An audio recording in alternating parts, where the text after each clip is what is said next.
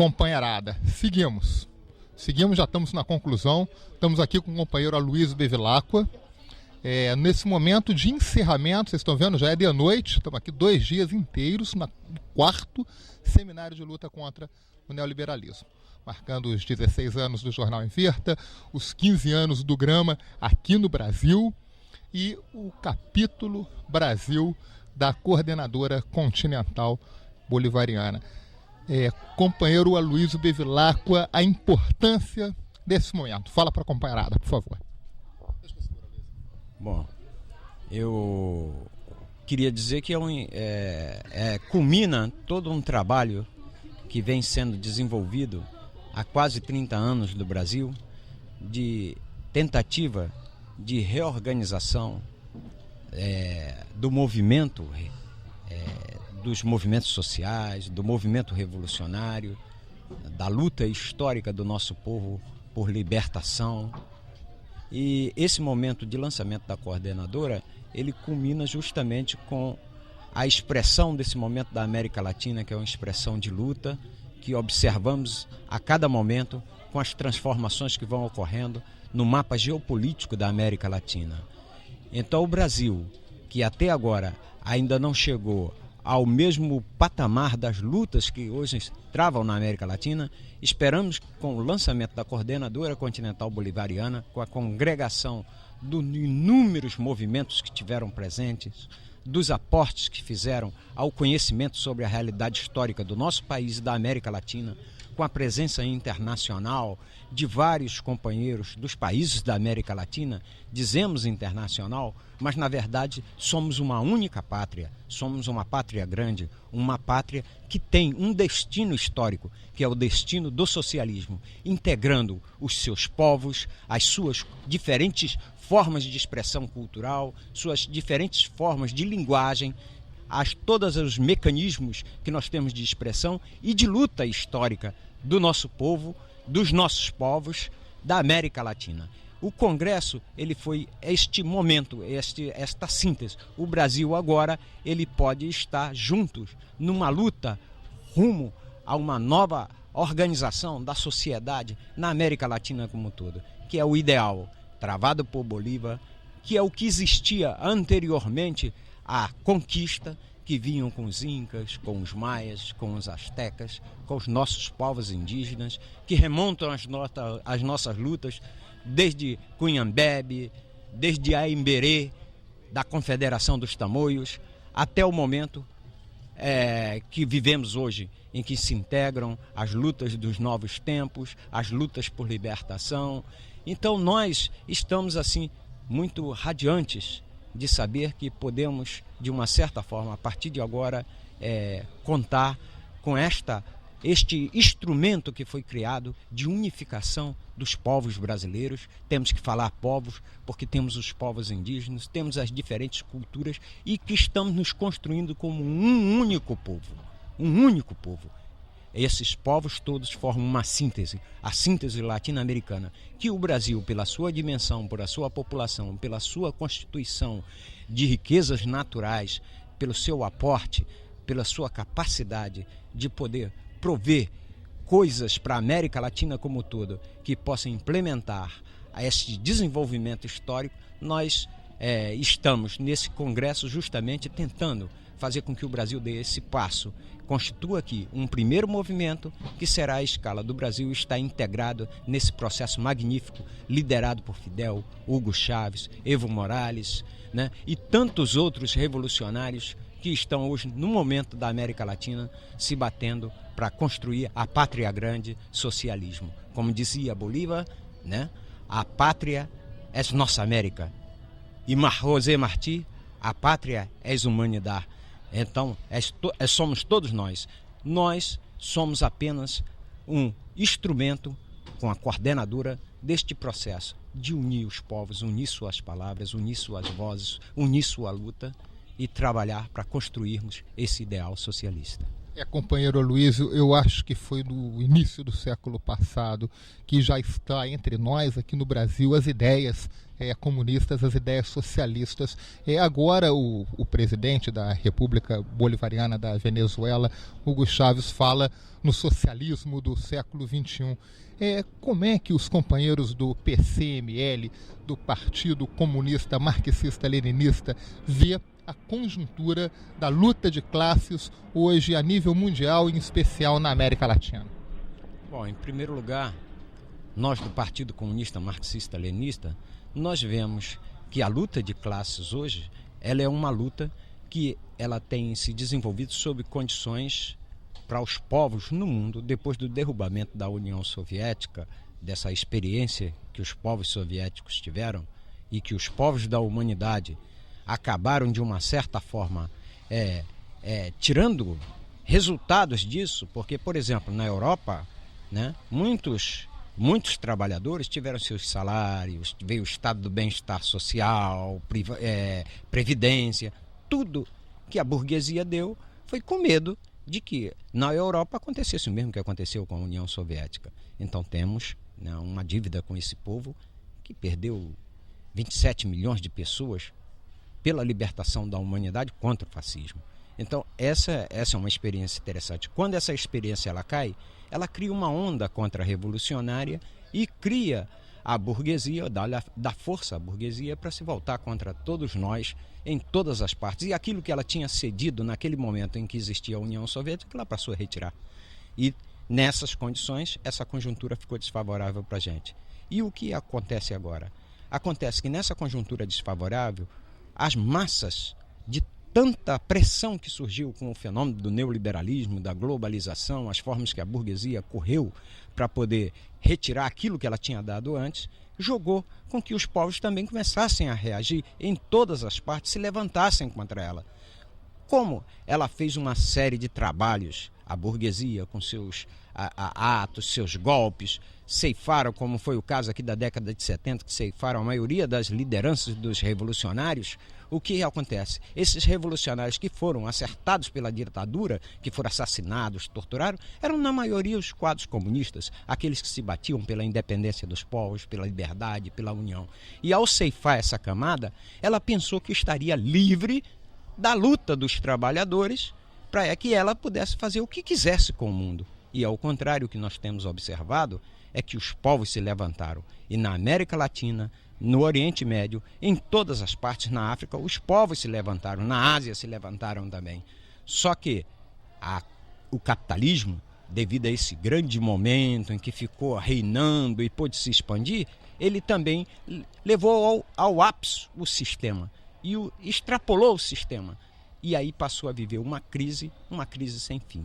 A crise que ameaça a vida no planeta e coloca o modo de produção capitalista como um modo que ameaça a vida do planeta, porque atinge a água, atinge a energia, atinge a biodiversidade, então atinge aos povos de todas as maneiras possíveis. E os povos se levantaram contra isso. E deste momento em diante é que nós conseguimos observar o fenômeno que vem acontecendo. As ideias do socialismo, daqueles primeiros que começaram a se implantar, começaram a colocar, que lutaram, que transformaram, elas continuaram a existir, porque existia a semente no povo, porque é a própria luta e a própria condição que eles viviam. E agora o que nós observamos? Surgindo novas lideranças, um novo cenário em que as pessoas confluem os pensamentos, suas lutas, seus ritos do passado, entrando no socialismo, naquilo que no primeiro momento ele ainda não tinha experiência para poder levar adiante. Então agora o socialismo que surge com muito mais rico, muito mais força, com muito mais consciência dos povos. E é isso que significa ser um partido marxista-leninista. É compreender a cada momento como os povos expressam a sua luta, expressam os seus desejos, os seus anseios, os seus sonhos de realização. E é assim que nós nos conformamos, entendendo desta forma que é dessa maneira que não existe outra que não seja a conformação dessas lutas em movimento. E essa conformação de lutas em movimento, essas ideias teóricas, o que está sendo produzido de resistência, tem que ser canalizado Como um partido hoje é limitado para fazer isso, porque não dá conta de todas as expressões, só existindo um movimento que seja muito superior ao partido, que seja os próprios povos, o povo organizado, se organizando, lutando e construindo o seu próprio poder. A ideia da coordenadora é a ideia de construção de um poder que venha do povo, das suas raízes, dos seus elementos históricos, com as ideias, claro, do socialismo. Foi isso o que Lenin pregou num dado momento da luta de classes. E hoje, nesse momento, é o que nós pregamos também diante da nova realidade que surge. Pois então, Aloysio, nesse grande processo de luta, estão aí as lições históricas para a classe trabalhadora. Não existe revolução sem teoria revolucionária. Então vamos destacar o papel do jornal, como os companheiros do Inverta sempre destacam, até nesse momento de 16 anos do Inverta e 15 anos do Grama Internacional aqui no Brasil. O jornal, como organizador da sociedade, como difusor das ideias socialistas e revolucionárias, como é que o Inverta, não só o Inverta, mas como é que você vê o papel dos meios de comunicação, esse papel político organizador da sociedade? Eu acho que você tocou no ponto-chave da atual situação que nós vivemos em termos da crise do capitalismo. Ele desenvolveu uma tecnologia que eu chamo a terceira fase da Revolução Industrial, que foi justamente no setor da transmissão da máquina, os mecanismos de transmissão. E esses mecanismos de transmissões incluem o quê? As comunicações. Esse é o fato. O que predomina hoje em termos de informação e formação é esse setor que intermedia as diferentes linguagens, os diferentes pensamentos, as diferentes experiências que existem dos povos em todos os locais. São justamente esses meios que fazem esta relação entre a teoria e a prática, entre o fato e a comunicação, o conhecimento. Esse intermédio, ele exerce um papel estratégico. E foi por isso que Lenin e Marx foram pensadores que adiantaram esse processo antes. Lenin foi o homem que pensou: se nós não conseguimos formar a opinião pública, como podemos liderar seus movimentos? Então, este é o papel. O papel do jornal é essa capacidade que tem de levar a informação, aglutinar a informação, ser um interlocutor direto com o povo, ouvir o povo, organizar essas ideias, estabelecer elementos que levem o povo a cada vez mais a desenvolver a sua luta e crescer. Sem o papel dos jornais, da comunicação revolucionária, eu não chamo alternativa, alguns chamam alternativa, eu chamo revolucionário, porque nós não somos alternativa, nós somos revolucionários, é diferente. E acho que é desta união, deste setor, que nós vamos poder ser elemento de proporção, ter um elemento de propulsão de todo o processo e do movimento revolucionário que começa a se erguer na América Latina. Veja o golpe que fizeram contra o Chaves. Se não fosse a prensa latina divulgar a primeira entrevista que houve com o Hugo Chávez, todo mundo ia pensar, porque os meios de comunicação reacionário informavam que o Chávez havia renunciado, quando na verdade ele estava preso, estava encarcerado, incomunicável e não tinha renunciado a absolutamente nada. Mas o que aconteceu? A informação revolucionária, o meio de comunicação revolucionária agiu, prensa latina, e ao agir, houve aquele movimento que chegou à praça, tomou milhares de pessoas, chegando mais de 1 milhão de pessoas na praça exigindo a libertação de Chávez. E Chávez retorna ao poder. Então, hoje não pode se negar que este é um fato. O outro é que para se fazer uma TV comunitária, para se fazer um jornal, é necessário organização, é necessário pensamento, é necessário quadros. Então, daí você ter toda uma dinâmica que possa ajudar a construção de uma organização revolucionária, de um movimento revolucionário, e tendo esse papel de traduzir nesse movimento aquilo que o homem produziu melhor, de que é a teoria para se libertar do jugo que ele vive. Se ele está vivendo sobre o capitalismo, se libertar desse jugo do capitalismo. E se amanhã tivermos problema com qualquer outro sistema, também vamos ter que ter o mesmo papel. Não existe outro papel que não seja esse da comunicação revolucionária. É isso que eu... Luiz, uma última pergunta que eu gostaria de lhe fazer. Você estava falando agora da questão da Venezuela, de quando tentaram dar o golpe midiático do povo nas ruas.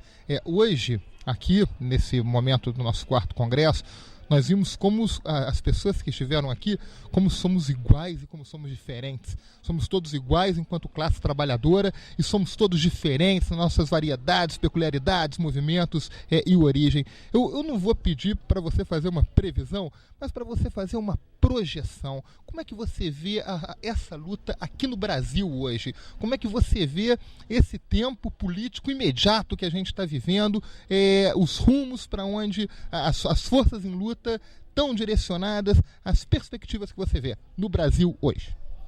Bom, eu vejo agora uma coisa magnífica o que aconteceu aqui. Não é a resposta a tudo, é apenas um caminho. E que caminho? Porque se a gente busca um caminho, é porque não tem um caminho nesse momento. Que caminho existe para nós? Que caminho existe para o povo? O governo Lula é interessante, um governo que vem da classe operária, tem demandas, né? Mas ele não pode cumprir essas demandas, porque o caminho que ele escolheu e a ideologia que ele escolheu, o nível de aliança que ele tem, não permite e não vai permitir. Exigir que ele faça e cumpra essas demandas é besteira.